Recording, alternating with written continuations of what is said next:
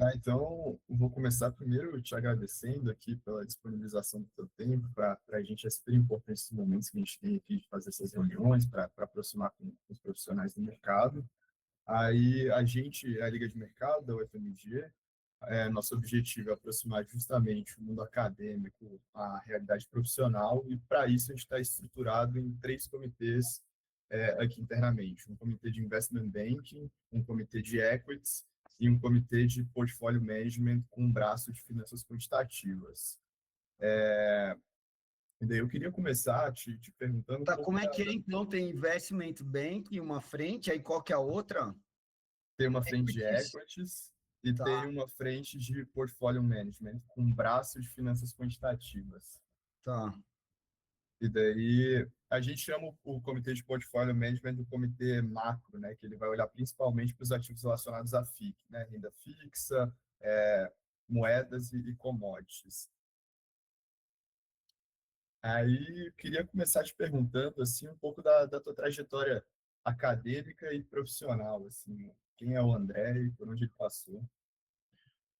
Bom, maravilha, vamos lá. Primeiro, agradeço aí bastante pelo convite, pela oportunidade. Quando eu era jovem aí na idade de vocês, isso que vocês estão fazendo, né, essa a proximidade entre o mundo acadêmico e o mercado não existia tanto, né? Até porque nem tinha essas facilidades da internet. E então isso que vocês estão fazendo é muito bom, acho que é interessante tanto para o lado aí de vocês, alunos, como também para o lado de quem está no mercado, que é até o meu caso, né, para manter contato com pessoas que são bem formadas, né, com pessoas talentosas e interessadas, e que a hora que vocês forem para o mercado aumenta a eficiência aí da conversa entre os dois lados. Então é um prazer aí falar com vocês. Bom, peço desculpas também pela minha voz, estou meio rouco aí de tantas aulas que eu ando dando esses dias, mas acho que vai dar para a gente seguir. Então, vou contar um pouco da minha história aqui, né? Eu comecei fazendo faculdade de engenharia, né? Eu mudei algumas vezes de faculdade, na verdade, comecei fazendo faculdade até de física, depois comecei a fazer, mudei, né? Me transferi não, entrei no vestibular na faculdade de engenharia, daí eu entrei na engenharia elétrica e depois eu passei para a engenharia de produção. Aí eu me formei na engenharia de produção e comecei a fazer um estágio, né, um trainee no mercado financeiro. Foi meu primeiro emprego, né? Então, na maior parte aí dos alunos da maior parte dos alunos aí da engenharia, pelo menos as engenharias lá da Poli, né, da Escola Politécnica, que foi onde que eu me formei, grande maioria ou é mercado financeiro ou é consultoria, né? Na época, a minoria ia para a indústria mesmo. Então, meu primeiro trabalho foi num banco, né? Eu comecei a fazer o meu trainee na área de tesouraria e gostei, né, do que eu estava vendo ali, das oportunidades que eu via para aplicar, né? Comecei a estudar e vi que, dependendo da área que você fosse, tinha muita matemática, modelagem quantitativa, estatística, aplicada ali aos produtos que tinha lá na tesouraria. Então, eu acabei me animando para fazer um mestrado, né?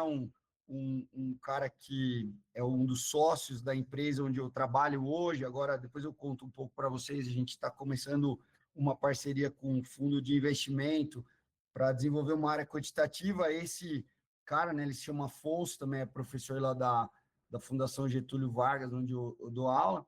Ele já tinha feito mestrado, já tinha feito doutorado em Londres, fez mestrado no Japão, e ele me incentivou muito, ó, faz mestrado que vale a pena e tal. E aí eu voltei para engenharia elétrica, né, na área de engenharia de controle, e fiz o meu mestrado e depois, na sequência, o meu doutorado, também em engenharia de controle, aplicado a finanças. E a minha área sempre foi essa área de precificação de derivativos, né, gestão de carteiras aí de riscos de derivativos. Então, o meu lado acadêmico foi esse, né? Engenharia de produção, depois na engenharia de controle, mestrado e doutorado, sempre voltado aí para precificação e gestão de risco, estruturação de derivativos. E, em paralelo, né, eu estava no banco e segui minha carreira no mercado financeiro. Trabalhei primeiro num banco, depois fui para uma consultoria, que era uma consultoria para a área financeira, né? A gente prestava consultoria na área de risco, né? Nessa época, estou falando 2000, não, 1999, por aí, né? A parte de risco era super incipiente, né? Estava começando no Brasil, não tinha quase nada. Essa empresa de consultoria falava disso, tinham vários professores lá nessa consultoria, né? Que vinham do mundo acadêmico e estavam trazendo aí a experiência de modelagem para o mercado financeiro. Então, eles faziam consultoria para bancos, fundos. Então, fiquei um tempo nessa consultoria. Depois eu voltei para o mercado numa gestora de recursos, uma asset, né, como a gente chama, e cuidei lá da área de produtos, da área de risco, só não cuidava da mesa de trading, né? O resto até da área tinha uma área de fundos, e aí uma experiência bacana que eu tive, né? Eu tive 3 estagiários que hoje são super bem-sucedidos no mercado, né?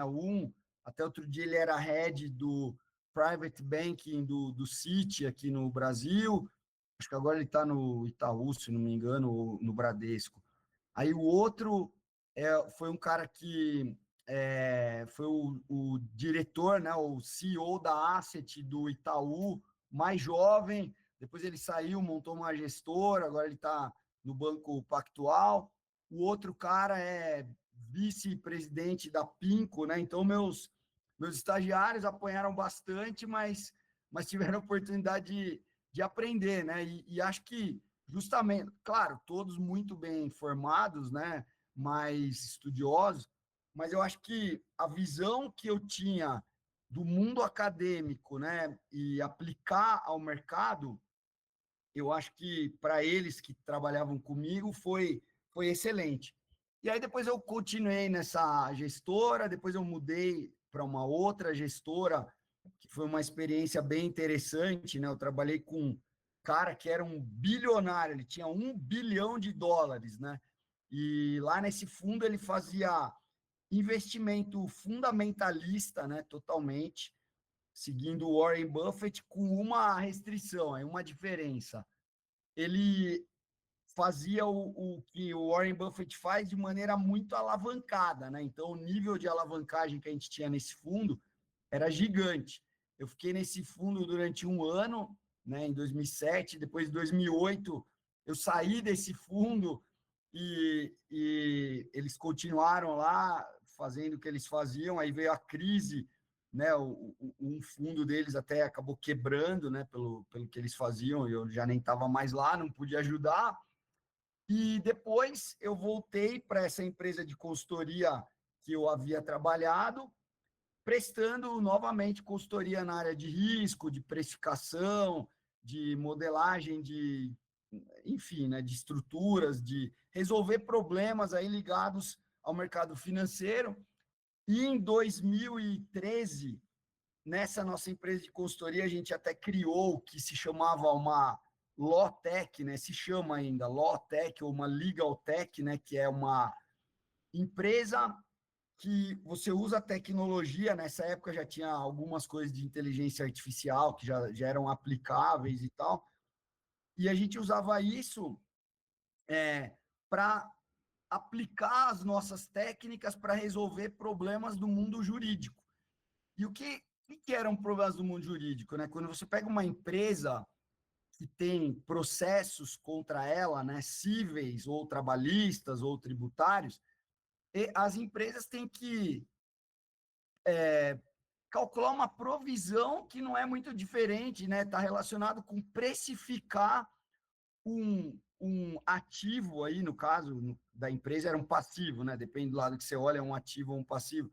Mas as empresas tinham que precificar aquele processo judicial e ninguém tinha a mínima ideia de como fazer isso, né?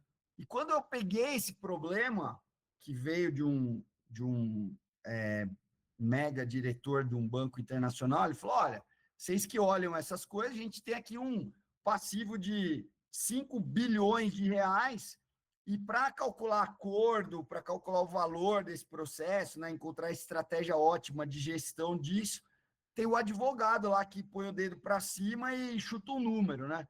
E ele falou, será que vocês não conseguem olhar? E quando eu olhei esse problema, eu modelei esse problema da mesma maneira, não é da mesma maneira, mas de maneira análoga ao que a gente faz para precificar derivativos. Né? Isso foi em 2013, a gente manteve essa empresa até 2018, e depois eu saí da empresa, a empresa foi comprada por outros caras, mas o fato é que agora, faz o quê? 3 meses, eu reencontrei um advogado que era meu sócio nessa empresa e estou trabalhando num projeto com ele, novamente para precificar ativos judiciais. Então, veja que você ter uma base sólida, né, e compreender exatamente o que você está fazendo, muito além de só aplicar fórmulas, pô, isso permitiu eu criar uma área, né? Se você pegar todas as Lawtechs que tem aí, Legal Techs hoje em dia, eu não vou falar todas do mundo, porque eu não conheço todas do mundo, mas conheço muitas, e no Brasil, quase todas, e ninguém está fazendo isso que eu fazia. E a questão é, poxa, então você é algum tipo de gênio? Não. Eu peguei um conhecimento de uma área, que era de finanças, e apliquei para uma outra área que você tem. Ok, é um problema jurídico, mas relacionado a fluxo de caixa, a probabilidade de ganhar, de perder, tem certeza nesse negócio, e você quer calcular o risco, quer calcular o preço. Então foi isso, né? Eu peguei o meu conhecimento de finanças, que veio, né, de estudo de finanças, junto com a parte matemática, estatística, quantitativa, e também de computação, né? E fui aplicando a problemas que eu encontrava no mundo real, que de um jeito ou de outro sempre terminam na parte financeira, né? Qualquer assunto, por mais operacional que ele possa ser, né? Jurídico ali, no caso de uma empresa, é um projeto que vai ter que gerar energia, uma eólica ou o que mais você puder imaginar, só que no final do dia você tem que fazer uma análise daquela parte da engenharia misturada com a parte financeira. Então, foi isso que eu fiz a vida inteira. Atualmente, eu continuo trabalhando nessa empresa que faz consultoria de risco, né? Se chama MAPS, caso alguém tenha interesse, né? MAPS mesmo, né? Não é MAPS, não. É MAPS porque as letras são os nomes, as letras são as iniciais dos nomes dos fundadores, né? E é uma empresa que já existe há 30 anos aí, que faz software, consultoria para o mercado financeiro, e dou aula, né, em algumas universidades aqui em São Paulo, dou aula na Escola de Economia da Fundação Getúlio Vargas, né, dou aula no mestrado, dou aula na pós-graduação, dou aula em programas da FGV aí que tem pelo Brasil inteiro, e na Escola Politécnica, né, da Universidade de São Paulo, tem um MBA lá em Engenharia Financeira, eu também dou aula lá. E agora, recentemente, a gente acabou de fechar um acordo, uma joint venture, com um grande family office aqui em São Paulo, né, a gente chama de multifamily office aqui em São Paulo, que se chama STEM Capital, né? STEN Capital, e a gente está montando uma parceria com eles para ser o time de Quantitative Research para desenvolver produtos, para a gente levar esses produtos ao mercado, né, com essa, vamos dizer, visão científica que a gente acredita que é o que funciona na gestão, né? Muitos não estou criticando, mas antigamente, né, muitos fundos, você tem um gestor que é praticamente onisciente, ele olha, ele recebe as informações do mercado inteiro, aí ele tem o feeling dele, o view dele, a experiência dele,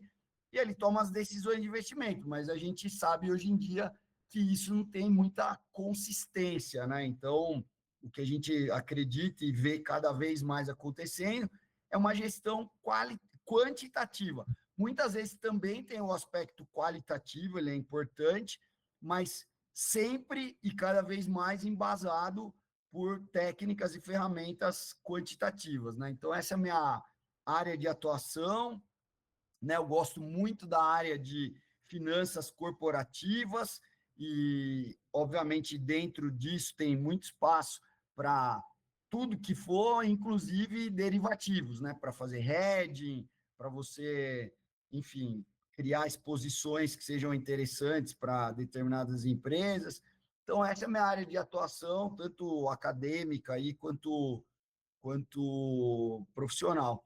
Nesse meio do caminho, né, logo que eu era jovem ainda lá entrei na faculdade, né, eu gostava muito de física e estudei sempre muito física e publiquei um livro de física ainda quando eu estava na faculdade. E física tem muito a ver, né, com finanças. A gente pode até falar depois, mas talvez todos saibam ou não, quando você vai pegar uma barra, por exemplo, de ferro, né? E você tem duas temperaturas diferentes nas duas pontas. Então, imagina que a barra está numa temperatura ambiente, aí você coloca lá fogo numa ponta, gelo na outra, uma fica 100 graus Celsius, outra fica zero. E o problema que a gente estuda em engenharia, né? Qual é a evolução da temperatura ao longo do tempo em cada ponto da barra, né? Então, ela começa com 25 graus Celsius, todo mundo, depois, no regime permanente ali, uma ponta vai estar em equilíbrio a 100, a outra vai estar a zero, e todos os pontos têm uma temperatura constante, né? Que é quando a energia que entra é igual a que está saindo. Só que no meio do tempo, quando a barra estava 25 até chegar no regime permanente, né, o regime transitório, essa coisa vai mudando ao longo do tempo. Então, existe, né, uma equação de Fourier que te permite resolver uma equação diferencial parcial, aí no caso, né, porque você tem uma variável é a posição na barra e a outra variável é o tempo, e você quer calcular a temperatura em função da posição da barra e do tempo. E a equação diferencial que a gente resolve para encontrar isso é praticamente a mesma que a gente resolve para encontrar o preço de uma call, de uma put ou de um derivativo, né? Quer dizer, a equação diferencial parcial de Black-Scholes é basicamente essa equação aqui. E aí as pessoas perguntam, mas por quê, né? Porque quando você olha o fenômeno de transferência de calor por condução, você vai ver que tem toques entre as partículas e tem um fenômeno de fusão ali, né? Vocês talvez saibam que o primeiro cara aí que formalizou o chamado movimento browniano foi o Einstein. E ele estava estudando justamente problemas na área de mecânica estatística, de termodinâmica estatística, né? Então, quer dizer, tem muita ligação, né? E aí, qual que é o análogo, né? Então, quando a gente está precificando um derivativo, você quer encontrar o preço do derivativo em função do preço do underlying e do tempo. E quando eu estou falando desse problema da barra, você está querendo calcular a temperatura em algum ponto da barra em função da posição, né? Do ponto da barra onde você quer e do tempo. Então, o análogo aí a temperatura é o preço do derivativo. O preço do underlying é a posição na barra, né? E o tempo é o tempo.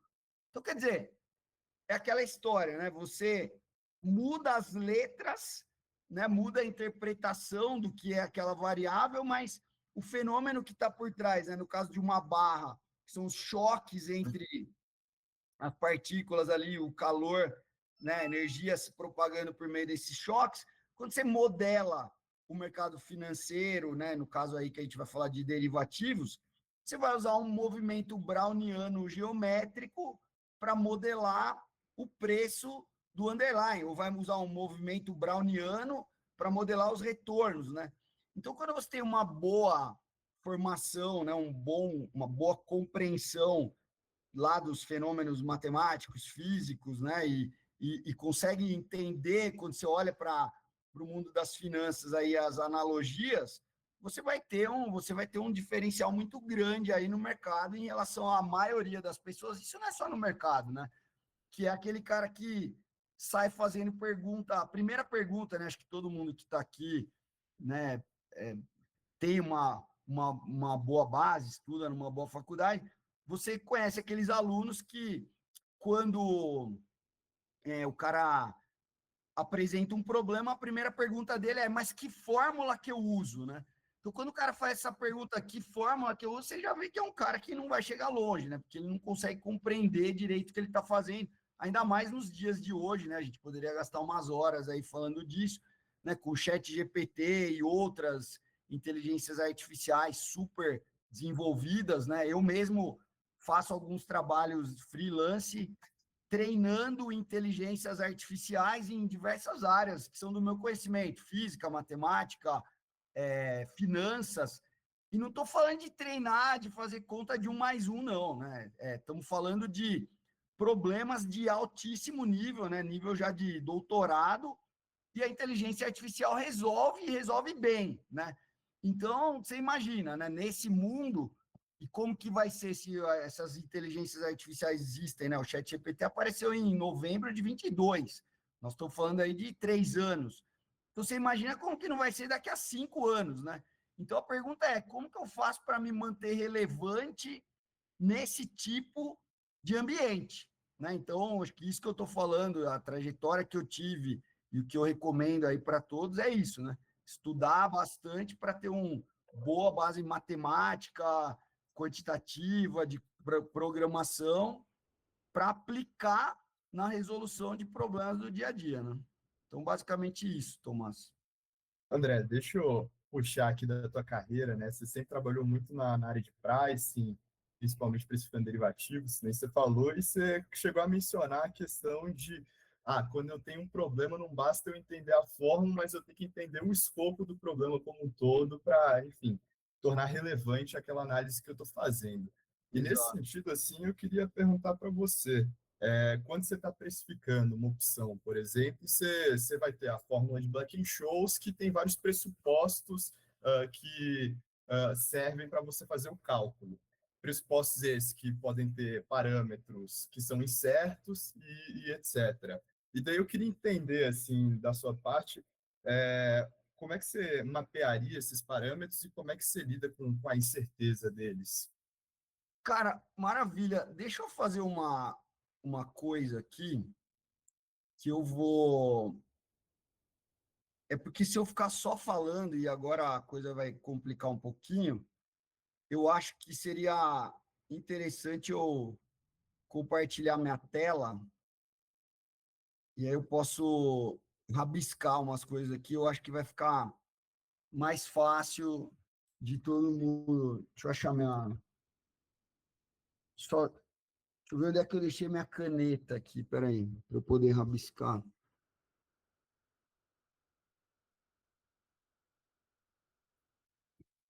Só um segundo aí, Tomás, calma.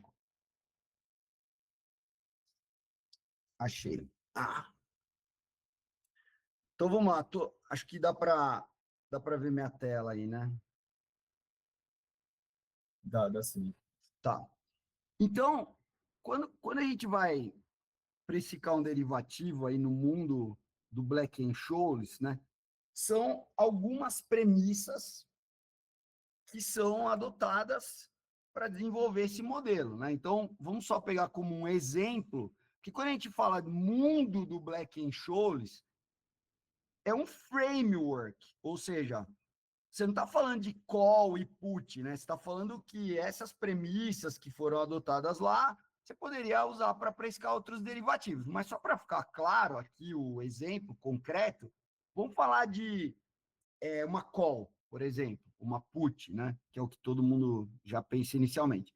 Então, quando você está desenvolvendo um modelo que leva aquelas expressões lá do modelo do Black-Scholes, você assumiu o seguinte: primeiro, que você não tem custos de transação, não tem BDESC, né? Todo mundo sabe aí o BDESC, então vai comprar, vai vender, então não tem custo de transação, não tem BDESC.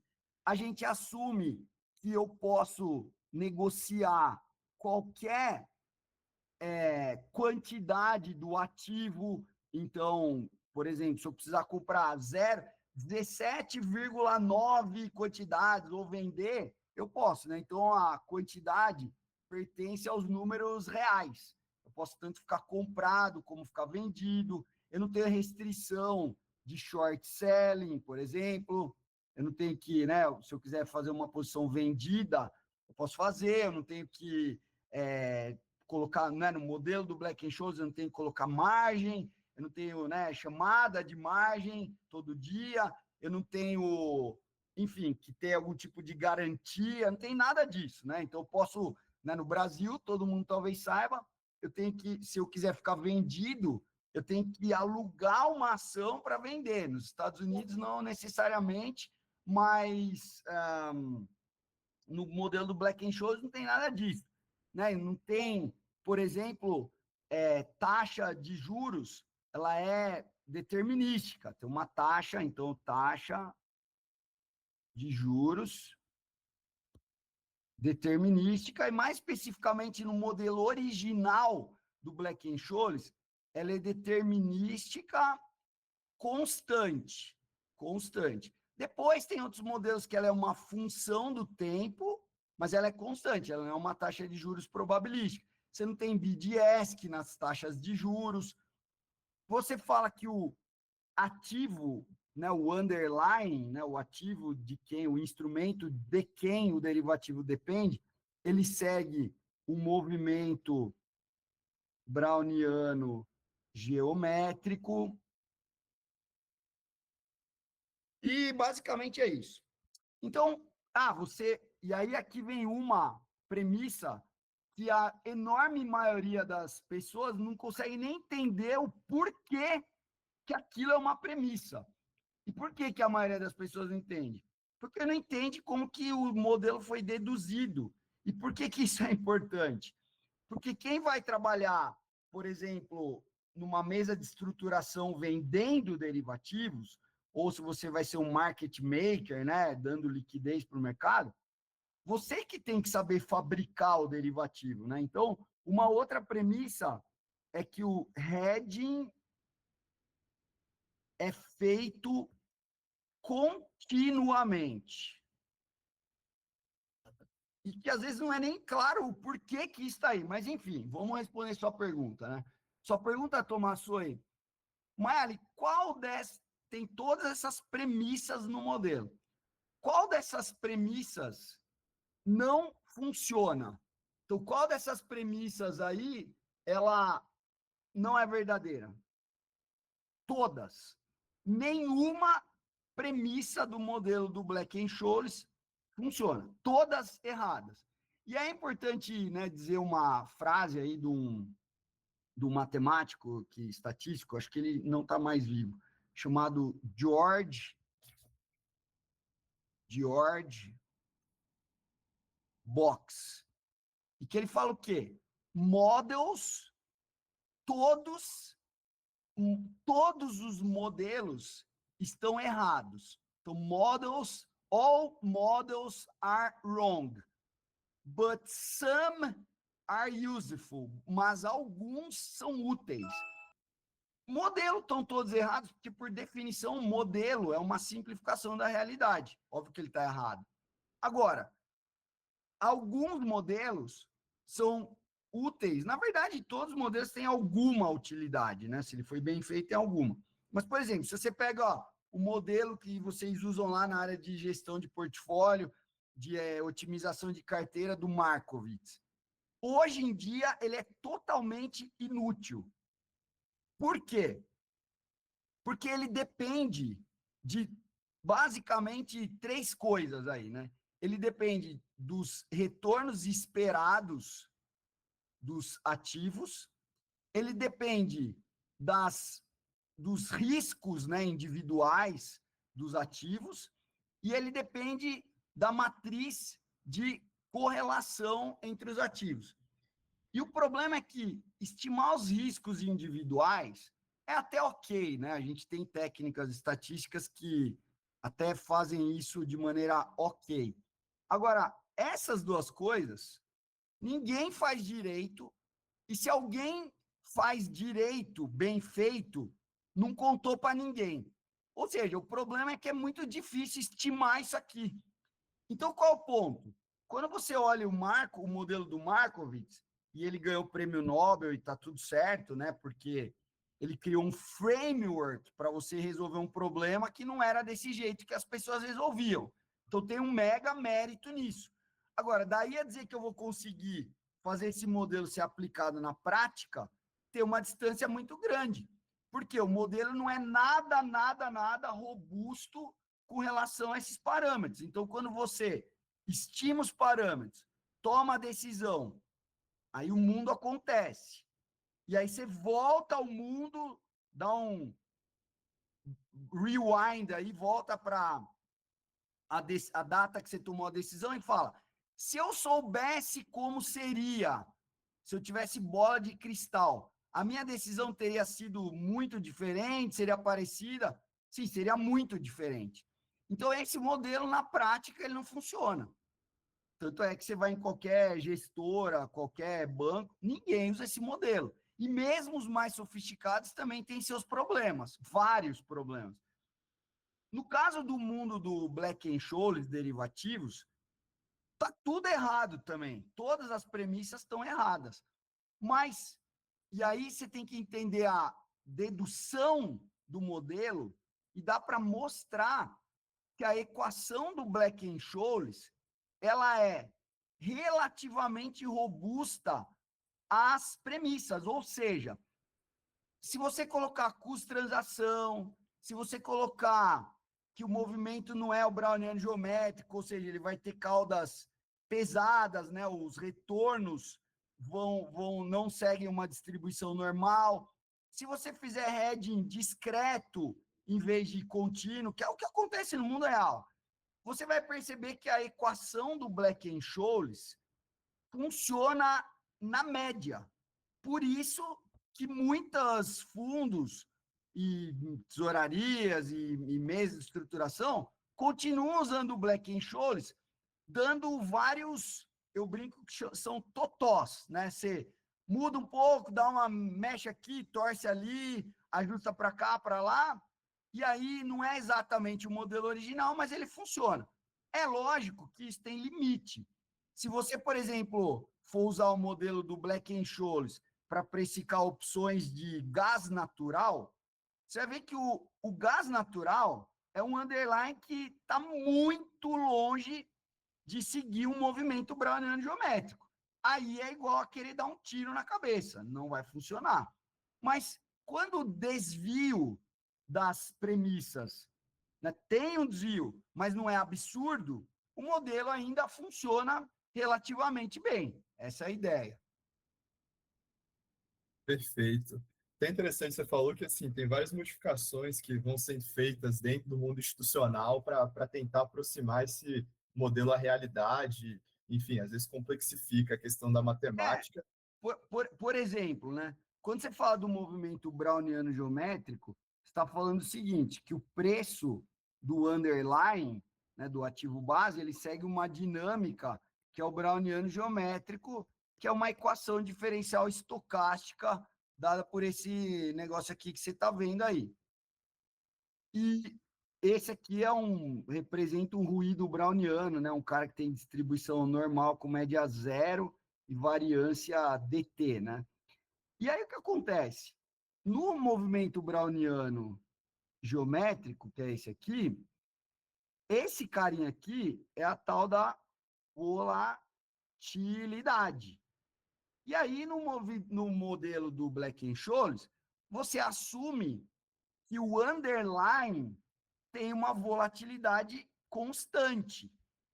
Só que todo mundo sabe que isso não é verdade, né? Se você olha quanto que os retornos do underlying variam ali ao longo do tempo, você vai ver que você tem um negócio que a gente chama de clusters, né? Se eu escrevesse os retornos, você tem clusters de volatilidade. Às vezes está assim, daí entra uma crise, fica assim, depois fica calmo, depois começa a mexer e assim vai.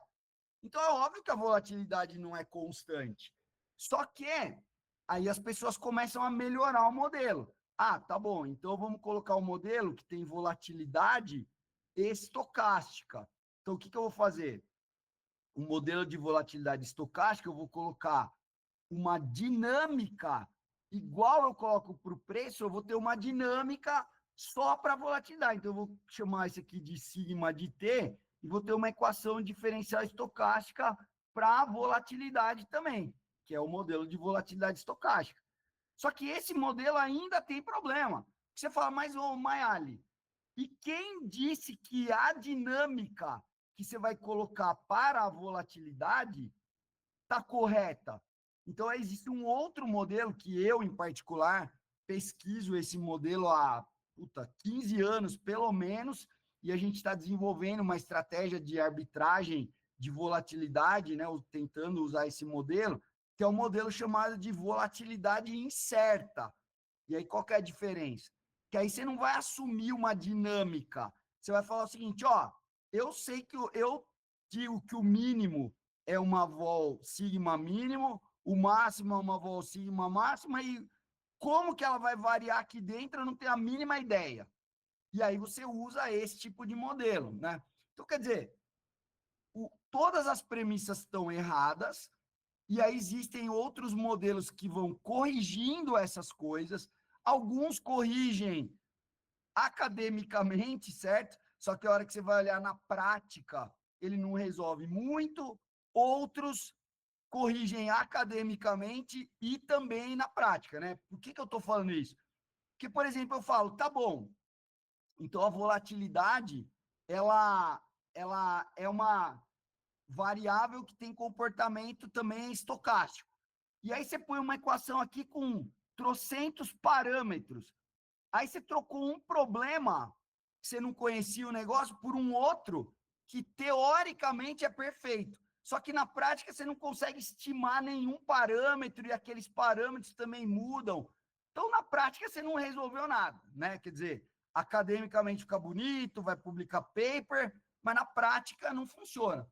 Então, o grande problema, né, é que quando você usa, e aí que eu volto na questão de entender profundamente o que está acontecendo. Então, quando você usa esses modelos, né, então se você estuda isso aqui e sai usando isso aqui, e você nem sabe quais são as premissas que estão por trás e como que o modelo foi deduzido e qual que é o impacto que a incerteza que eu tenho naquele parâmetro causa no mundo real, aí que aparecem, né, as grandes catástrofes. Então, se você olhar na crise de 2008, e aí muita gente, né, erradamente fala que o culpado foi o modelo de cópula gaussiana. Não, não é o culpado.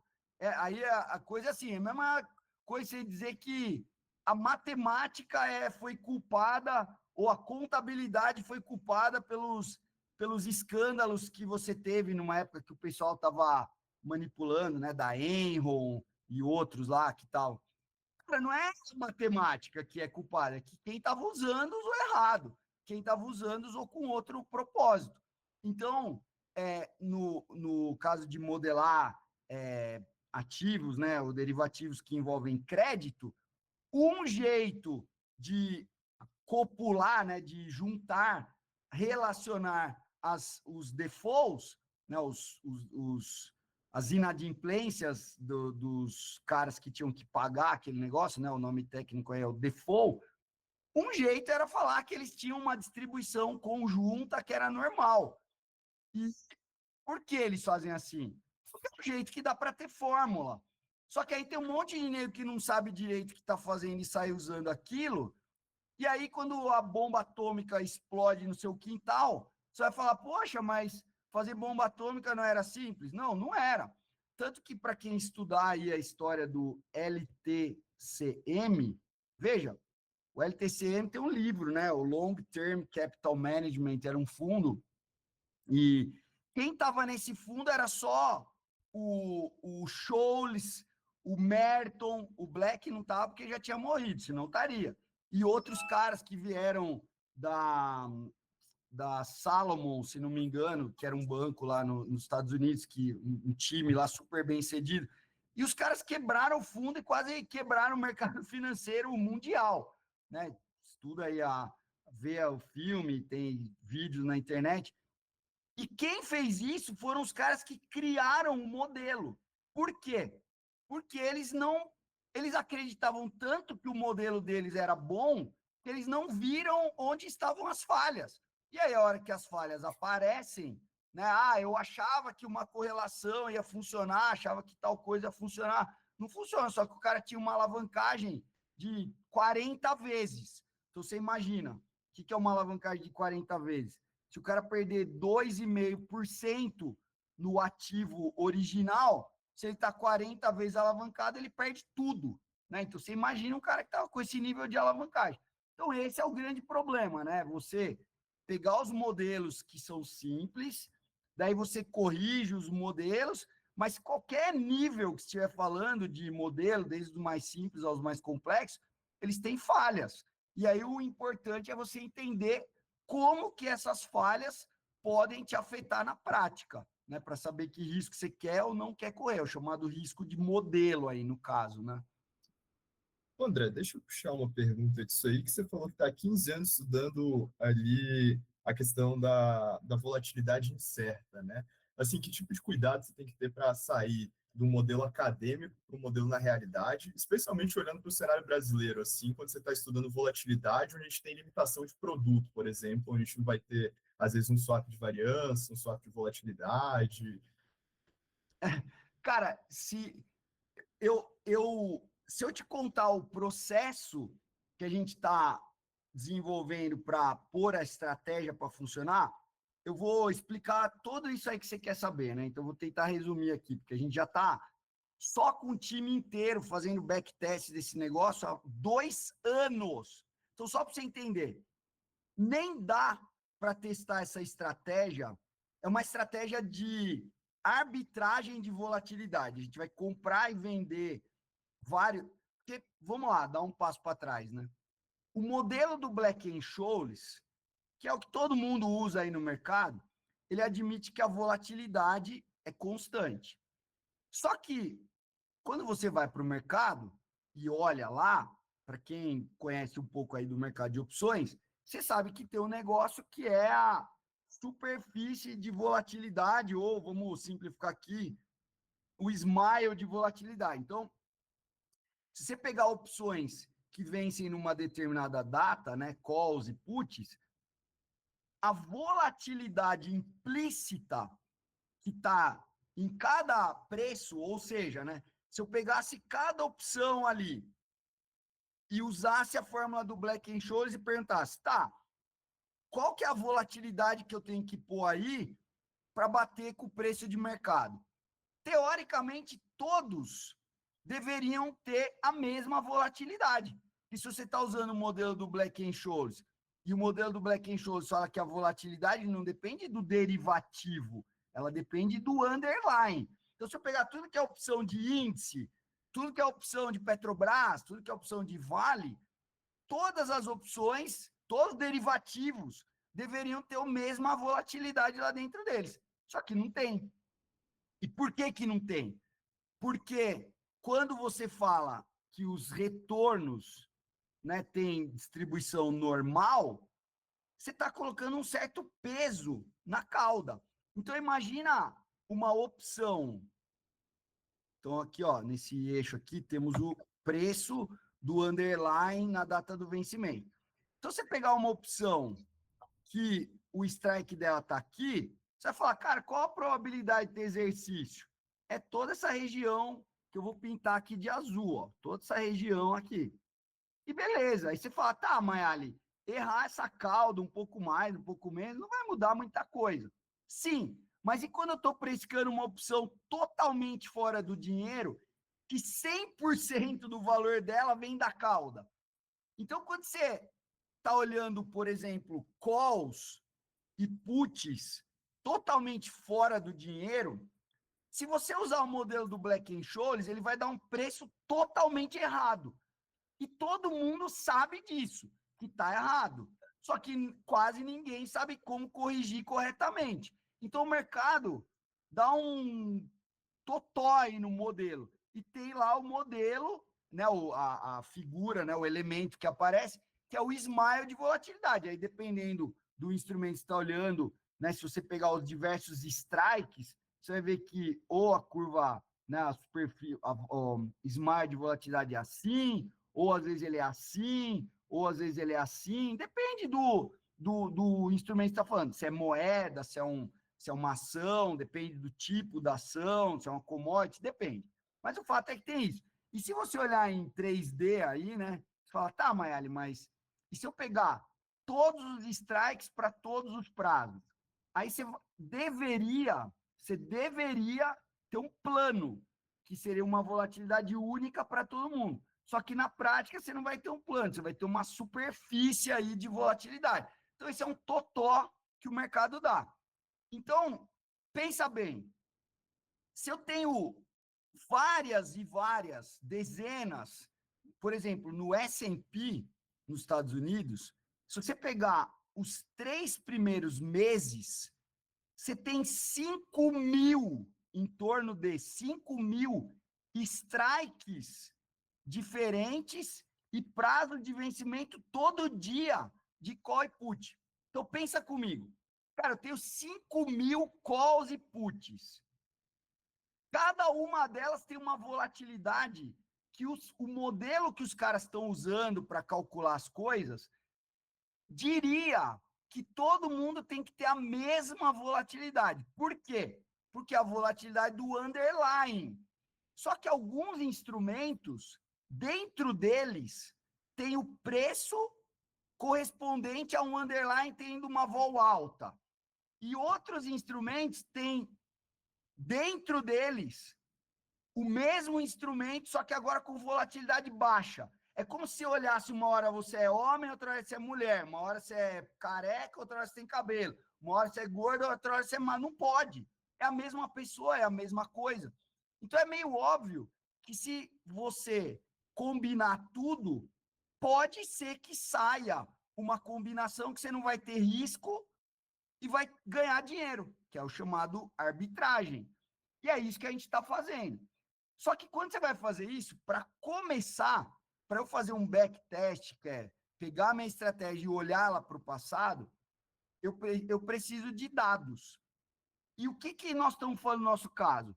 Imagina, eu tenho que, no nosso exemplo, a gente está olhando o mercado a cada 20 minutos. Então, a cada 20 minutos, eu tenho que ter o que a gente chama de topo do livro, que é, a cada 20 minutos, eu tenho que ter todas as calls e puts, o bid, o ask e a quantidade que eu tinha no bid, a quantidade que eu tinha no ask, a cada 20 minutos, numa base de 5 anos.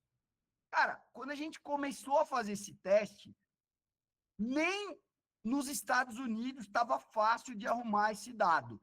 A gente suou. Hoje, se você entrar na CBOE, Chicago Board of Options Exchange, hoje você entra lá, você consegue comprar os dados. Não é barato, mas não é proibitivamente caro. Aqui no Brasil, a gente nem está fazendo esse teste. Primeiro, porque eu não tenho nem perto de 5.000 opções, eu tenho bem menos, mas até aí ok. Segundo, você nem consegue a base. E hoje em dia que você está conseguindo a base, você consegue pagando milhares de dólares por mês de dado. Então imagina, cara, você está lá fazendo esse trabalho, só para arrumar a base é infernal. Aí o que você tem que fazer? Aí você monta seu modelo, aí você testa o modelo, Aí você vai ver, putz, mas na prática, aí quando você faz o backtest, você vai falar, quando eu estou fazendo o delta hedging, né, que é calibrando, aí para quem tem mais interesse aí de saber um pouco sobre o delta hedging, não desse modelo de volatilidade incerta, mas mesmo entender o que é o delta hedging, eu tenho um vídeo no meu canal, né, talvez todos aí já saibam ou não, né, que é o youtube.com/mundo Quant. Então tem um vídeo lá de 5 horas, que é um vídeo que eu dei um trabalho para o pessoal do mestrado. É um trabalho de nível de mestrado, com Python e tudo, mostrando como que se faz o delta hedging para replicar um instrumento, né? Basicamente, parte disso aí é o que está entrando nesse modelo. Então, você tem que simular custo-transação, hedging discreto, né? Que você vai ficar 1 hora, no nosso caso, ou 20 minutos, aí a gente teve que testar sem recalibrar a sua carteira. Então, quando você faz o processo do início ao fim, né, que é, bom, eu tenho que, primeiro, ter uma base. Segundo, agora eu vou pegar o modelo e vou colocar lá. Daí eu tenho custo-transação. Daí eu tenho o modelo assumia que era movimento browniano geométrico, só que na prática o que está acontecendo não é. Então você vai pegar o teu modelo, põe ele num backtest, que é como se você tivesse feito, e vai começar a testar todos os impactos de todas essas coisas que não funcionam como você imaginava, e vai ver se isso aí ainda faz o modelo ficar de pé ou não. Então, no nosso exemplo, a gente tinha uma base de 5 anos para usar. E 97% das operações que a gente fez, das estratégias que a gente fez, ganha bastante dinheiro. Estou falando tipo de 4%, 5% ao trimestre em dólar. Você está falando de tipo mais de 15% em dólar de alfa, né? Além do risk free. É bastante dinheiro. Em 3%, né, desses 3%, foi um evento no final de 2018, que teve um problema com taxa de juros, e nesse caso aqui a nossa estratégia perdeu dinheiro, e ok, tudo bem, faz parte perder dinheiro, e na pandemia a gente quebra. Aí você fala, porra, mas pandemia não é toda hora que vai acontecer. Não, não é. Mas aconteceu, está na base de dados, e aí nessa época, do jeito que a gente estava testando o negócio, quebra. Você perde tudo que você ganhou em 97% do tempo, você perde tudo em 40 trades. Então, o que a gente tem que pesquisar agora? Puta, como eu faço para eliminar esse problema? Tudo bem, perder dinheiro, mas não posso quebrar, só que sem destruir o retorno do outro caso. Então, é por isso que a gente está 2 anos pesquisando o negócio para resolver 3% do problema, cara, que é a descontinuidade que você vai ter numa época que teve um evento totalmente atípico, mas tá lá na base, tem que funcionar também nessa data, entende? Então, esse tipo de... Isso é que faz o mundo real, né? Então, por exemplo, quando eu oriento alunos que eles vão lá mostrar uma estratégia de trading, todo mundo fica trilionário. Pô, professor, descobri um modelo aqui quantitativo. Aí eu só faço algumas perguntas. Você colocou custo de transação? Você colocou bid ask? Você colocou stop loss? Você colocou o slippage? Que o aluno ele faz assim, né? O amador, o aluno, enfim. Ele olha o modelo dele de hora em hora, por exemplo. Daí, nessa hora que ele está olhando, vamos dizer que o preço fez assim e terminou aqui. Só que ele olha daqui para cá e fala, ah, eu coloquei stop loss. Nesse período aqui, eu tinha que ter perdido, vamos dizer que aqui o preço era 100 e aqui foi 90. Vamos dizer que o stop loss do cara era 95. Ele fala, eu coloquei, eu stopo aqui no 95.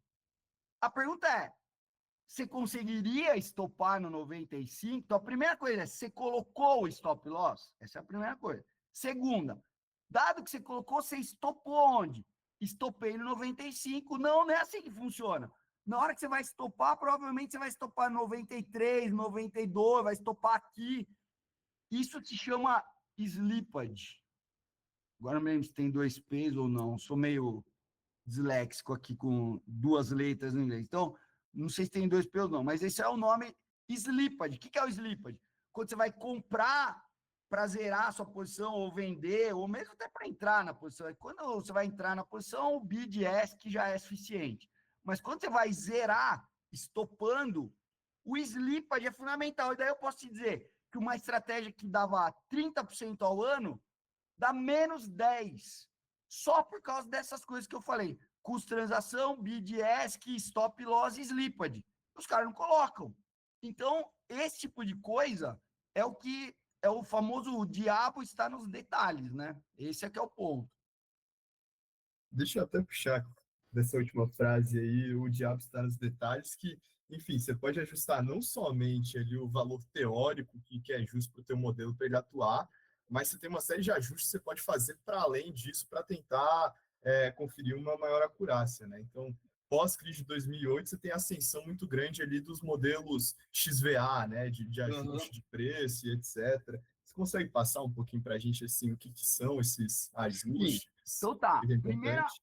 Perfeito. Primeira coisa, né? Esses modelos XVA, né, o famoso XVA, não podemos confundir esses ajustes, né? Porque o que é o XVA?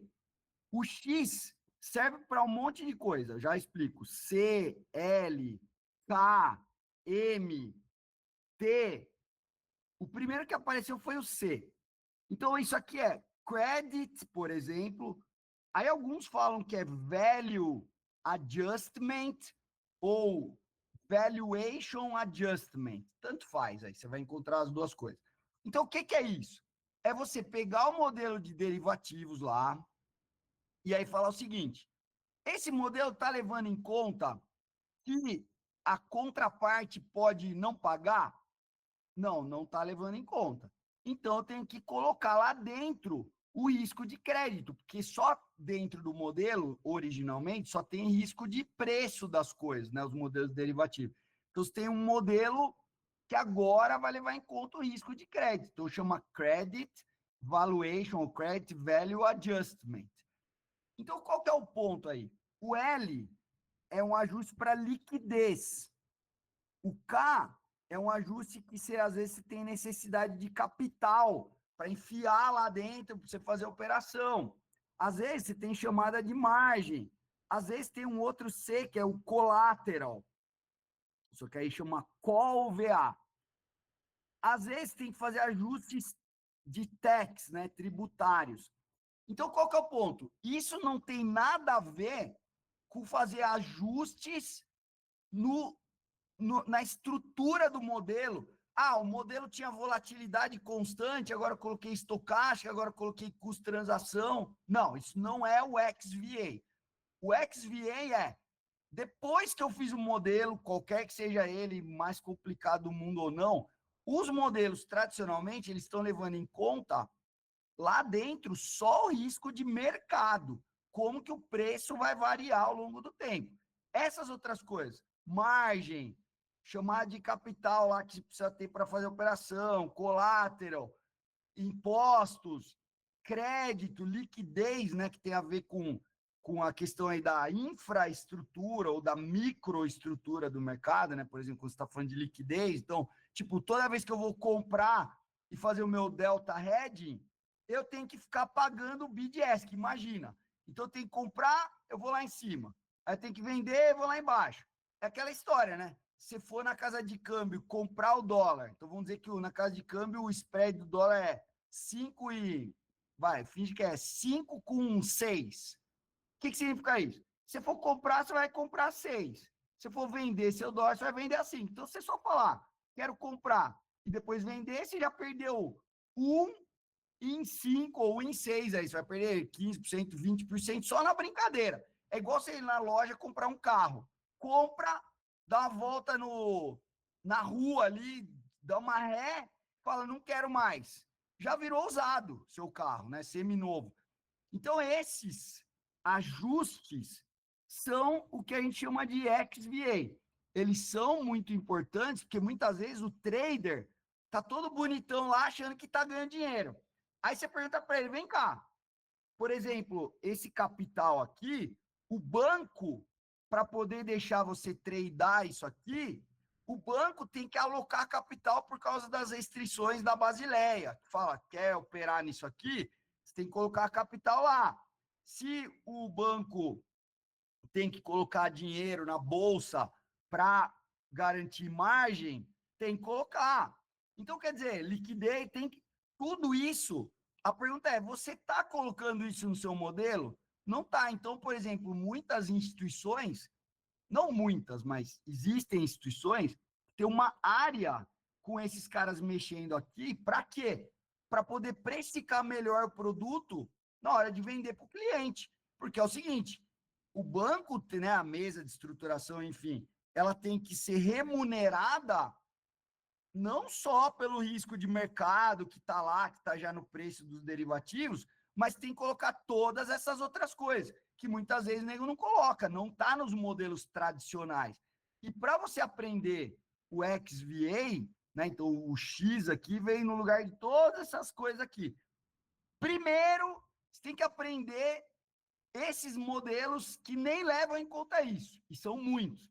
E depois, em cima daqueles, você coloca esse. Nem existe fórmula e nem nunca vai existir fórmula para isso. Por quê? Porque os modelos, quando você leva em conta tudo isso, é impossível você obter uma expressão analítica. Então, de novo, eu insisto, né? Por isso que quem quer se meter nesse negócio, é importante você ter uma compreensão profunda tanto da teoria de finanças como da parte de modelagem, senão você não sai nem do lugar. Para além dessa estrutura que você faz a parte do modelo que está precificando o risco de mercado, às vezes você pode complexificar não somente a estrutura da call, da put, mas dependendo do contrato, né, da estrutura de derivativos que você faz, tem N ajustes que você vai fazer quando você está trabalhando com os exóticos, assim. Então, seja os ajustes que você vai fazer no cross-asset, nos quantos e etc.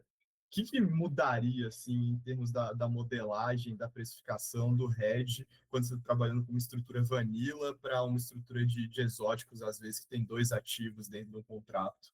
Cara, assim, basicamente, né, vamos esquecer esses ajustes aqui, mas o que eu vou falar agora vale igualmente para esses ajustes. Basicamente, você está falando de duas coisas mais complicadas aí. A primeira é o modelo em si, né? Ele não é nem que é mais complicado, ele é mais complexo. Por quê? Se você tem lá um instrumento, por exemplo, né? Então, talvez todo mundo saiba, né? Você tem os derivativos vanilla, que são os básicos, e aí esses outros derivativos que você sai do mundo básico são chamados derivativos exóticos e tem infinitos aí. Então, qual que é o ponto? Se você pegar derivativos exóticos só de um underline, né? Então, por exemplo, derivativos de característica asiática, né? Então, você imagina uma ação e eu tenho um derivativo lá e o que eu vou ganhar ou vou perder aqui depende, por exemplo, da média de preço que eu tive ao longo do caminho. Ou tem uma opção com barreira, que é a opção, se o underline bater na barreira, ela morre, o derivativo morre, ou ele vive, né? A knockout ou knock-in. Esses aqui, você está complicando o modelo simplesmente. Então, assim, a modelagem é basicamente a mesma, só que vai ter equações de precificação que são mais complicadas, mas é uma questão matemática aí no caso.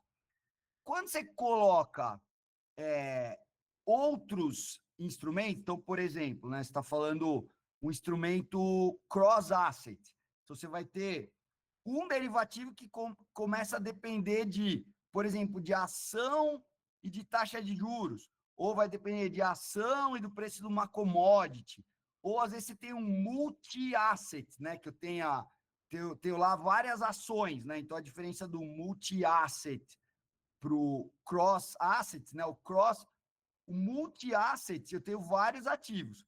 O cross-asset é um tipo específico que quando são ativos de classes diferentes, tipo juros e moeda, juros e ação, ação e moeda, commodity, enfim. Qual que é o ponto? Aí, além de você ter mais uma variável, né, no preço do seu derivativo, e para fazer o hedging também, você começa a depender da correlação entre esses caras. E, cara, correlação é um negócio muito dos mais complicados, para não falar que é o mais que eu tenho que modelar. Porque, pensa, a correlação é um único número que, quando eu tenho lá a ação A e a ação B, você imagina ter um único número que captura uma dinâmica, né? Um relacionamento dos caras. Não tem esse número. Esse negócio é muito problemático. Então, quanto mais você vai complicando, jogando mais caras lá dentro e tem que entender o relacionamento entre eles, aí você começa a ter um problema matemático, que é o quê, né? Fica mais difícil de você modelar, mesmo que você soubesse os parâmetros. Só que aí você fala, putz, mas esse parâmetro eu estou assumindo que é constante e não é. Então você começa a ter um risco de modelo. Daí, na hora de operacionalizar aquela coisa, também é complicado, porque você tem mais coisas que você tem que mexer ao mesmo tempo. Então, quanto mais você vai indo para o mundo dos derivativos exóticos, a coisa complica matematicamente, né? Ou seja, vamos falar assim, na forma do seu modelo, complica estatisticamente, que é econometricamente, que é para você estimar os parâmetros, e complica operacionalmente, porque você tem que mexer com mais coisas do que você estava mexendo normalmente, né? Só para terminar, falar de um exemplo famoso aí, talvez todo mundo conheça, né? Dentro dessas opções de cross-asset, multi-asset, você tem as opções quanto, por exemplo, os derivativos chamados de derivativos quanto, né? O que é um quanto? Então, imagina que você está no Brasil, você gostaria de ganhar a valorização, por exemplo, da Tesla, mas não pegando a variação da Tesla e convertendo para reais. Então, imagina que a Tesla saiu de 100, foi para 130 em dólares. O quanto ele cria um produto, por exemplo, que ele te daria o 30% que a Tesla variou em dólares, só que ela te daria em reais, em BRL. Ela vai ignorar o risco da moeda. Então, para quem está fabricando esse produto, imagina que ele tem que produzir alguém que vai dar esse ganho em dólares, e aí você tem um negócio aqui, um equity, só que aí ele ainda tem que travar, dentro da engenharia financeira dele, a variação da moeda, que você vai dar em reais do mesmo 30%. É como se você estivesse travando, interessa se a moeda subiu ou caiu, eu quero só o 30%. Então aí cai nessa característica. E aí você vai ter, obviamente, a correlação entre a moeda e o preço da ação, e que esse negócio é bem difícil de modelar. Então, na prática, quem acaba pagando por esse risco é o cliente. Então, esse tipo de produto costuma ser muito caro para quem está comprando, né? Perfeito. E daí, como a gente já passou aqui um pouco da 1 hora que eu tinha combinado contigo, acho Não, que eu mas queria. tranquilo, cara. Podemos ir mais 10, 15 minutos sem problemas.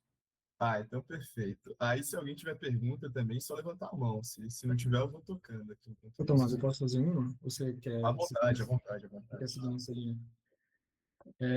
Eu vou voltar um pouco. Você tinha comentado sobre a estratégia de arbitragem de volatilidade, e essa estratégia ela seria para esse joint venture que você está fazendo com o Family Office?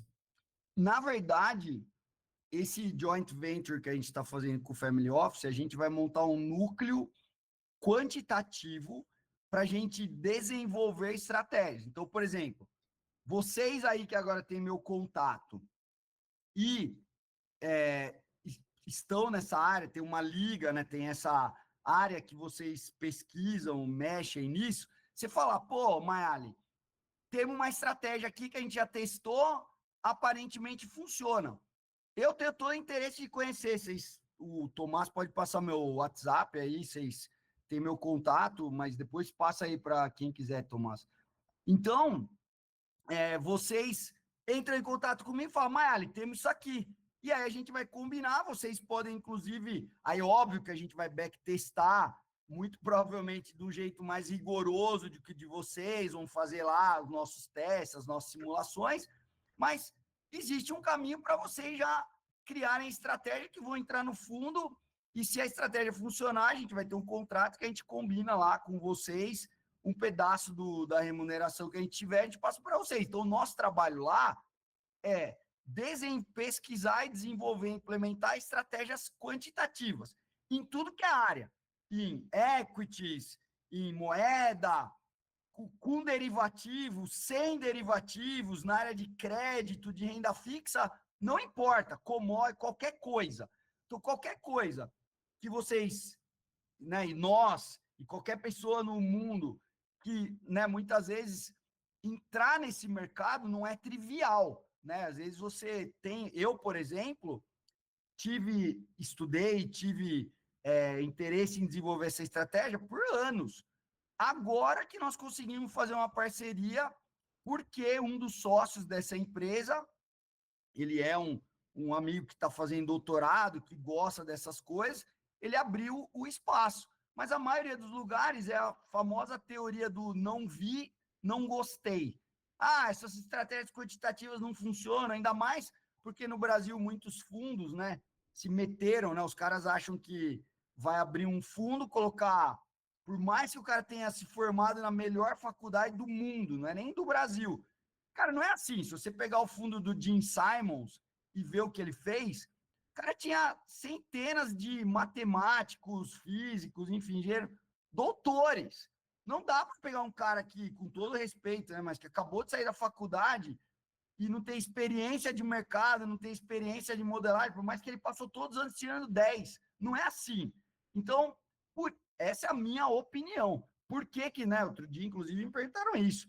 Por que que no Brasil os fundos não deram tão certo? Ganharam dinheiro um tempo, depois, se você olha, né, a maioria não funcionou.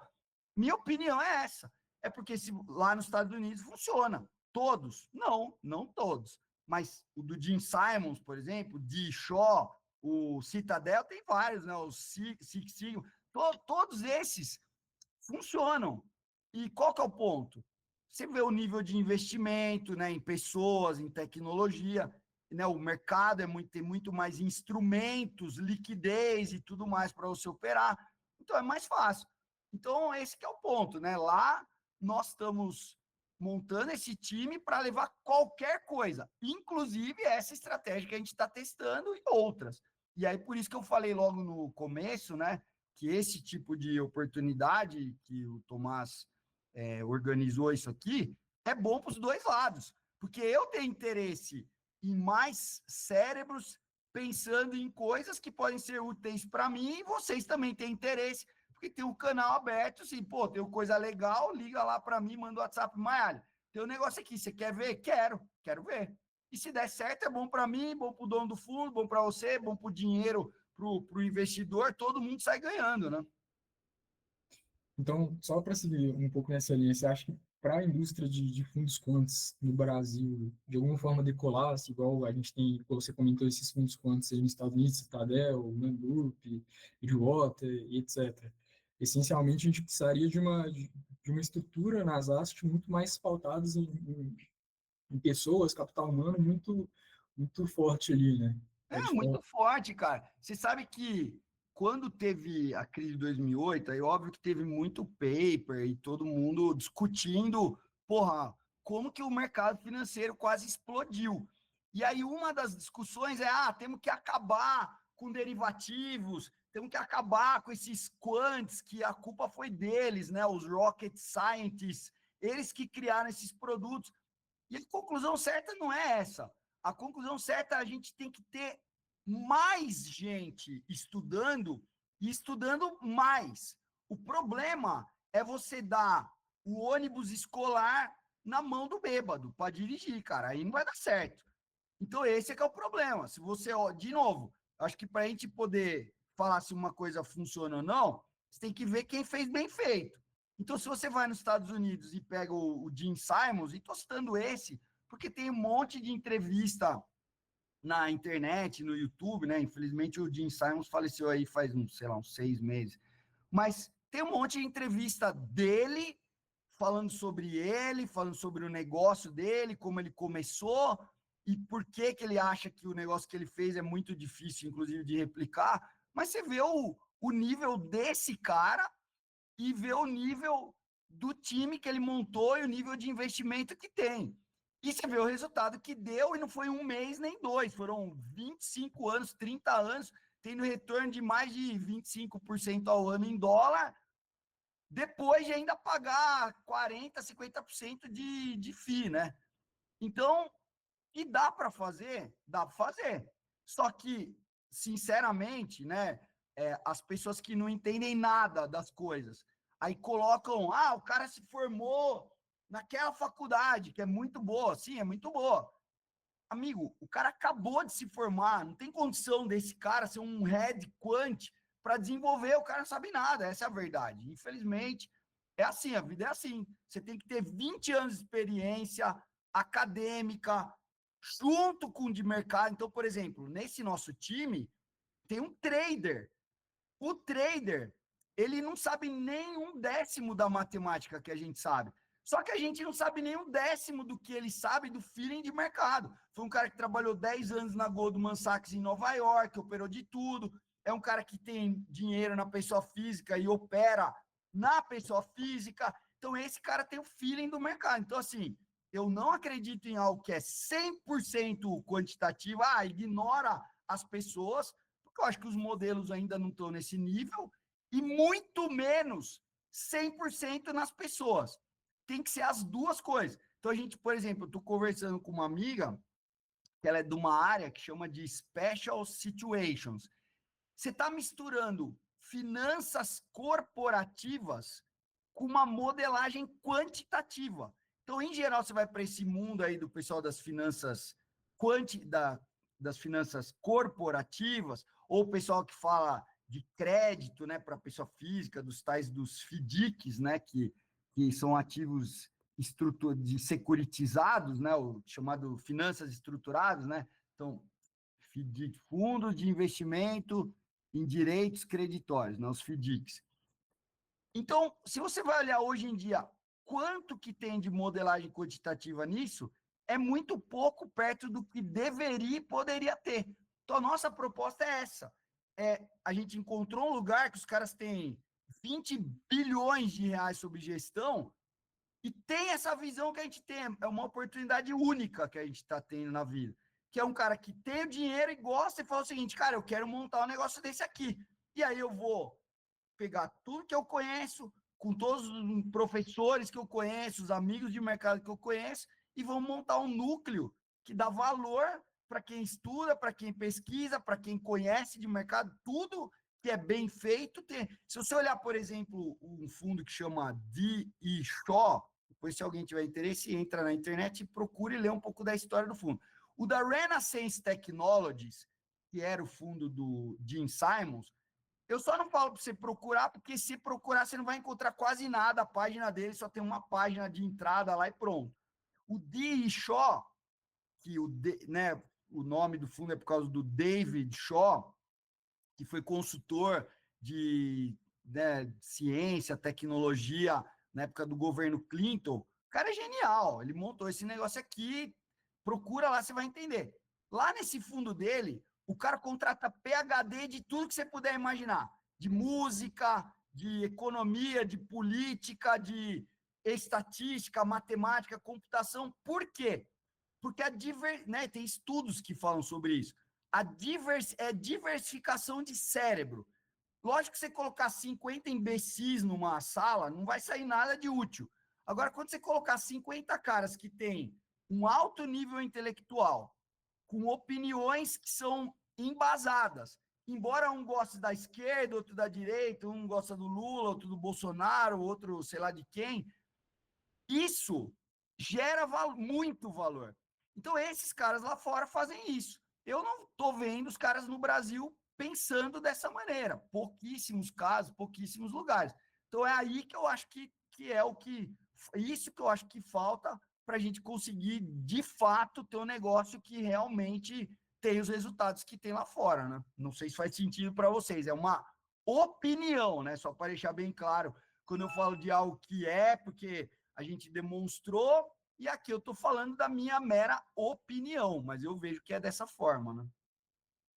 Eu acho que faz super sentido, eu acho bem legal a ideia aí desse núcleo de estratégias quantas. Vou fazer um último aqui da minha parte, acho que acaba que alinha um pouco esse final também. Um dos problemas que você comentou lá no modelo de Markowitz é essencialmente modelagem de retorno esperado, né? E aí uma frase que você falou é que a gente até hoje não descobriu como modelar esse retorno esperado, e se alguém descobriu, ainda não contou.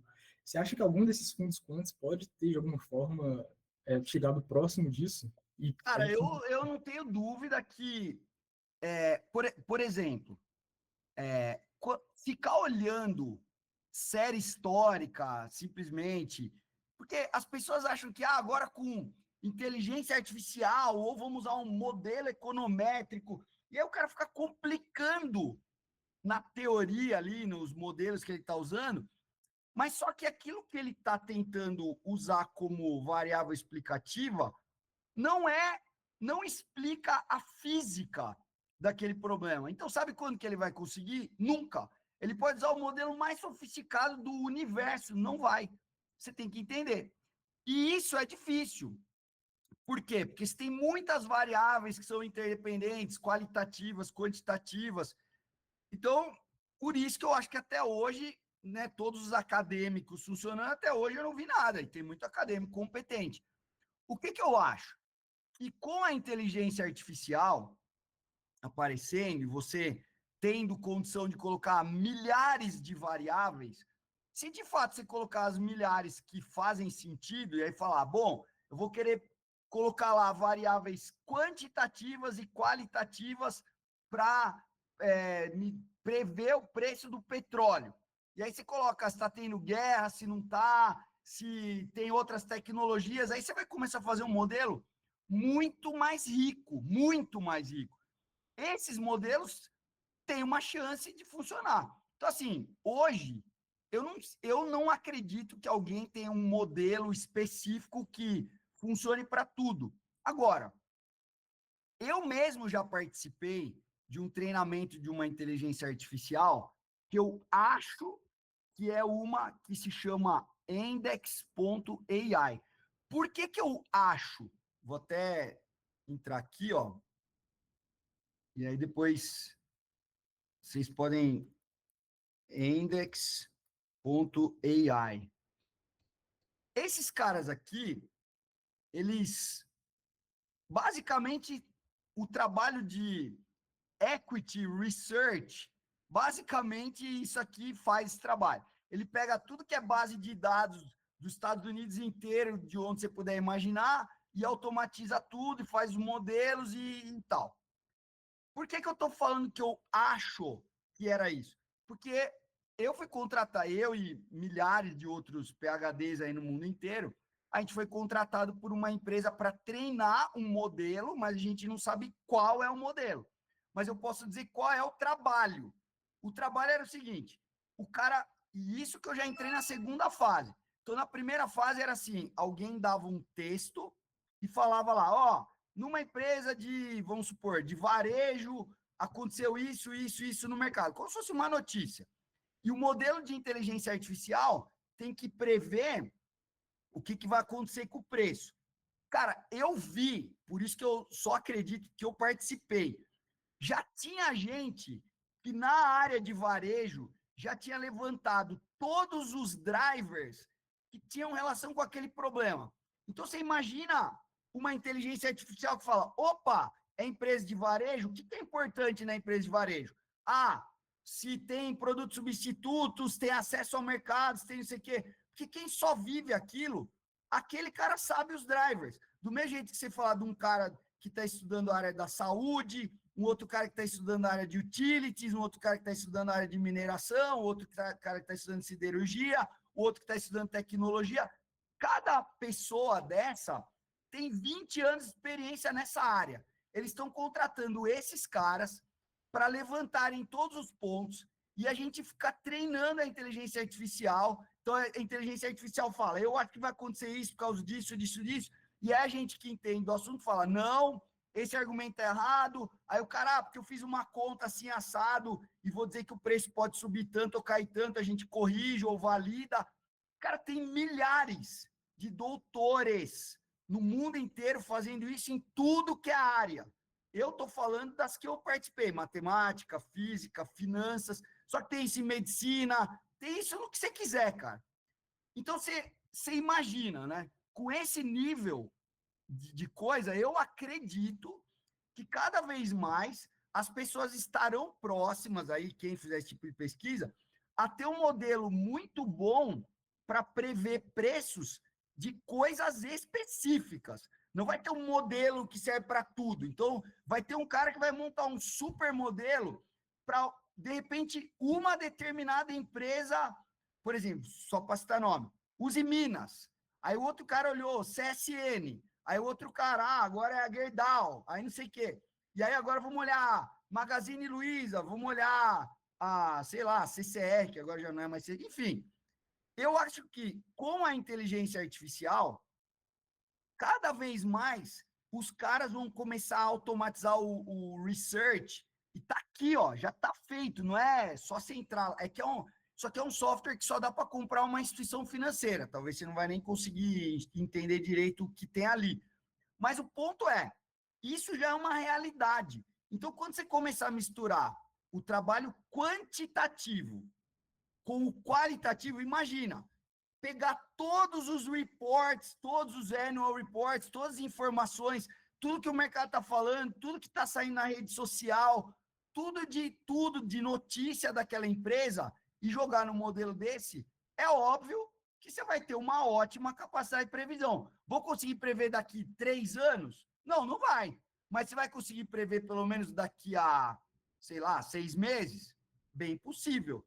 Aí, aquele retorno esperado que tem no Markowitz, que é um grande problema, esse pode ser que seja resolvido, entende? Ainda vai sobrar um outro, que é o da correlação, como que um mexe junto com o outro, mas pelo menos o do retorno esperado, eu acredito que desse jeito que eu falei, cada vez mais, não acho que hoje ninguém dominou tudo, não, muito pelo contrário, mas eu estou vendo que a coisa está melhorando muito para quem faz esse tipo de investimento, né?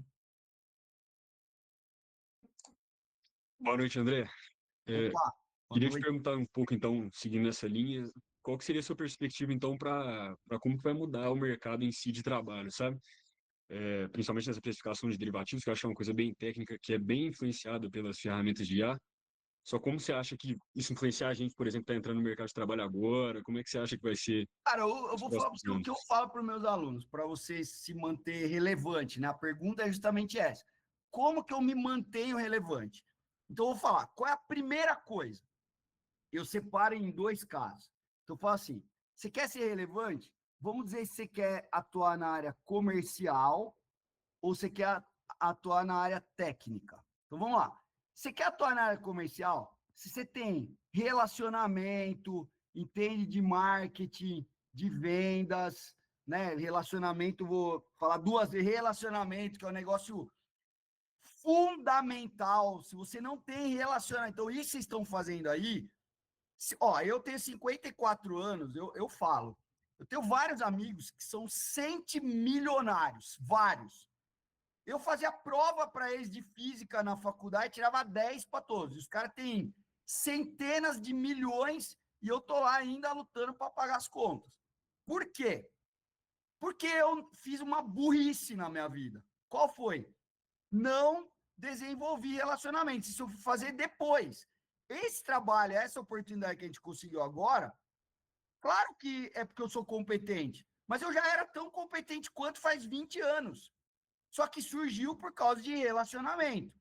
Saber vender, saber apresentar suas ideias. Então, se você é um bom comercial, só que com inteligência artificial sem, você já ganha dinheiro na vida. Aí você fala, não, mas eu quero ser técnico. Aí eu falo, então tem 4 coisas que você precisa fazer. Qual é a primeira? Se você quer ser um bom técnico, qual que é a primeira? Eu vou responder. ser bom em relacionamento, e marketing e vendas. Não tem como escapar disso. Não existe aquele nerd que fica lá. Se você quiser ser o nerd que fica lá, você vai pagar a conta de todos os caras que vão ficar ricos em cima de você. Então, essa é a primeira coisa. E quais são as 3 outras? Teoria, prática, aplicações, né? Estou falando, e tecnologia. Então, vamos lá. Se o que eu estou falando é verdade, e eu estou dizendo que é porque eu mesmo participo, que é o nível que a inteligência artificial está atingindo, é absurdo. Você saber mais ou menos a teoria, cara, eu tenho certeza que todo mundo aí é usuário de ChatGPT. Cara, você pergunta pro chat, que ele já dá uma resposta excelente, e isso que ele tem 3 anos de vida. Então, se você quer ser um técnico numa determinada área, você tem que saber muito da teoria. Saber o seguinte, o que o chat está falando é verdade, mas tem esse outro caso. Por exemplo, eu dou aula na GV. O ano passado eu dava aula na graduação ainda. Agora não dou mais. Eu dei uma prova para eles de derivativos e falei o seguinte, pode perguntar para outros professores, para o chat, para o seu pai, para quem quiser. E eles não conseguiram resolver os exercícios. Por quê? Alguns deles estão lá no meu canal. Então, por exemplo, quando eu vou precificar um derivativo, levando em conta que o mercado tem bid, S, custo de transação, que livro tem esse modelo? Nenhum. Por quê? Porque para o cara fazer isso, o cara primeiro precisa aprender uma coisa que por si só já é complicada. Então, ninguém escreve um livro disso. Isso aí é o cara que sabe fazer, faz na prática. Então, por que a inteligência artificial não faz? Chegava perto, mas cheio de erro. Por quê? Porque o que está no livro ele fazia bem. Só que pensar fora da caixa, ainda não. Isso foi o ano passado, não sei como está esse ano, não testei. Então, se você é o cara que fala, tá bom, tem o modelo, tudo que está no livro está lá. Mas e esses detalhes que eu estou falando? Ah, a volatilidade não é assim, é assado, tem isso, tem aquilo, que não vai funcionar desse jeito, desse outro. A maioria dessas coisas não estão nos livros. Então, a inteligência artificial fica para trás, por enquanto, daqui a pouco não mais. Aí, você não pode ser um professor pardal, que é o quê? Sabe um monte de teoria, e aí você fala, tá, mas como que eu resolvo os problemas? Que uma coisa é saber a call, put, outra coisa, tá, mas como que eu vou aplicar isso, cases, e isso, querendo ou não, vem da experiência. Por isso que o cara tá 15, 20 anos no mercado, ele já viu, putz, isso aqui dá para resolver desse jeito, daquele outro, não é só saber a teoria. E cada vez mais é a tecnologia. Então, hoje em dia, nós estamos falando do quê? Do Python. Só que hoje em dia a gente nem mais está falando Python. A gente está falando em programar em português, em inglês. Você tem que usar uma dessas ferramentas de inteligência artificial para desenvolver o programa. É lógico que você não souber nada na área de programação, é complicado, mas eu sempre falo nos meus cursos, nunca foi tão fácil na história das finanças você ser um bom quant. Por quê?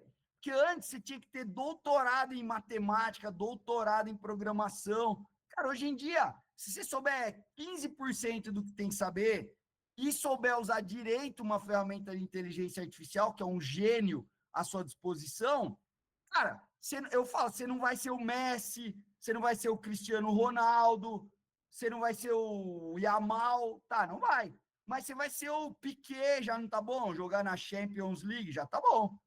Então, esse que é o ponto, cara, é fazer aquilo que antes as pessoas faziam mais ou menos e era bom, agora, infelizmente, qualquer um por R$20 por mês tem um gênio à sua disposição. Basta saber fazer as perguntas certas, saber usar. Então, o que eu recomendo? Sempre focar em desenvolver relacionamento. Isso que estão fazendo é excelente. Eu vou te contar uma coisa, cara. Provavelmente, de todas as pessoas que você conhecer, vai ter 1 ou 2 que vão ser bilionários. E se bobear, não vai ser nem o que se apostava que ia ser. É o que você menos apostava. Só que você ter um relacionamento com esse cara, por exemplo, teve um moleque que criou uma empresa, uma legal tech, esqueci o nome dele, chama Harvey. O cara que, tudo bem, é óbvio que ele é inteligente, com 15 anos ele se formou em Direito, depois foi estudar em Harvard, só que agora ele levantou lá uma grana para startup dele que foi avaliado em R$ 1 bilhão. Aí você fica pensando, será que foi porque ele é muito inteligente? Não, é porque o cara estudou em Harvard, aí quando ele tem uma boa ideia, lá onde ele está, nos Estados Unidos, ali do lado do MIT, naquela região, ou o pessoal da Califórnia, os caras conhecem todos os fundos de Venture Capital, de Private Equity, no caso é Venture Capital, que tem dezenas de bilhões, quando não é perto de centenas de bilhões. Aí um cara desse dá 50 milhões de dólares, cara, 50 milhões de dólares não aparece nem no arredondamento do cara.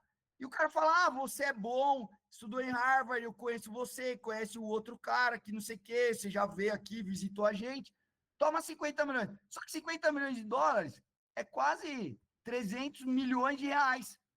Aí o cara dá lá por 10% da empresa, pronto, a empresa do cara vale 3 bi, pronto, é isso. Por quê? Porque o cara tem relacionamento, eu falo isso. Qual a diferença em estudar a melhor faculdade do Brasil, em Stanford, lá no MIT, no Caltech? Qual a diferença? Vai aprender a mesma coisa. Os livros são os mesmos, as aulas dos caras estão tudo na internet, inclusive. Só que lá você tem os relacionamentos. Então, isso que vocês estão montando, essa liga, e conversar com o mercado, fazer isso que a gente está fazendo agora, manter em contato, faz toda a diferença. Um dia que aparecer lá um cara para ser contratado, que eu nunca vi na frente, e vocês, que a gente já conversou ao longo do caminho, pô, Mayali, tem isso, tem aquilo, e está estudando, tem esse contato, é óbvio que você sai na frente, claro, né? Então, eu faria isso. Bacana, obrigado, viu? Não sei se faz sentido, porque você sabe que tem classes onde eu dou aula e falo essas coisas, aí eles vão reclamar lá na diretoria da escola e falar o seguinte, o Mayali só dá lição de moral na gente que só ele entende. É porque eu tenho 54 anos e já paguei toda a conta das burrices que eu fiz no passado. E que quem está aprendendo pode aprender de dois jeitos. Do jeito mais dolorido ou do jeito que você vê quem errou e entende e tenta fazer uma trajetória que você não precisa pagar essa conta, né? Então, essa é, de novo, é uma opinião, mas é a minha opinião com base em muita conta que eu já paguei por não ter feito isso desse jeito. E vi os caras que fizeram e vi o resultado que deu, né? Por exemplo, só para terminar, esses 3 caras que eu citei, que foram meus estagiários, todos, reforço, muito bons, muito competentes. Eles fizeram a parte deles. Só que teve um monte de gente que também fez a parte deles, que estudou na mesma escola que eles, estudou mais que eles, e não tiveram a mesma oportunidade. Por quê? Quando eles trabalharam comigo, eu dei muita oportunidade e muita liberdade para eles poderem mostrar o trabalho deles. Cara, um cara desse, com 15 anos a menos que eu, praticamente absorveu toda a minha experiência, porque o cara estava lá no dia a dia. Então, você imagina um cara com 15 anos a menos que eu, sabendo basicamente um monte de coisa que eu sei. O que acontece? O cara explode no mercado. Foi o que aconteceu. Tá aí, eu tenho 3 exemplos. 3 caras que trabalharam comigo, que foram treinados no mesmo framework, os 3 estão bombando. Por isso. Alguém tem mais alguma pergunta?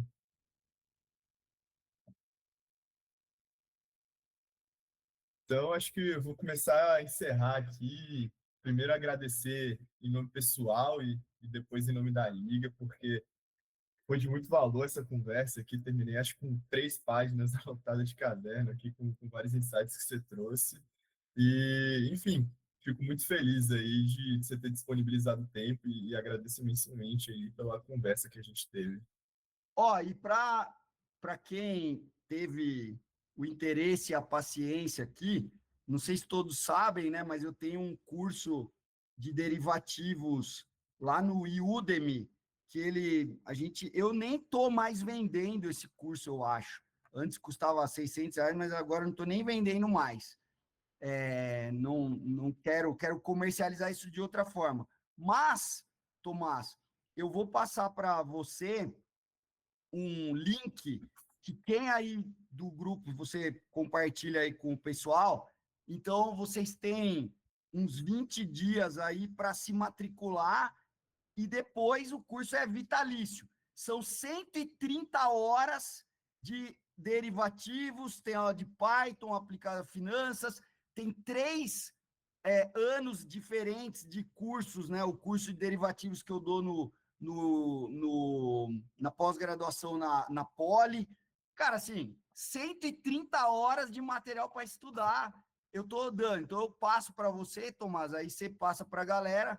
Quem quiser, se matricula lá no Udemy e tem esse material aí para poder estudar e avançar aí na carreira nessa área.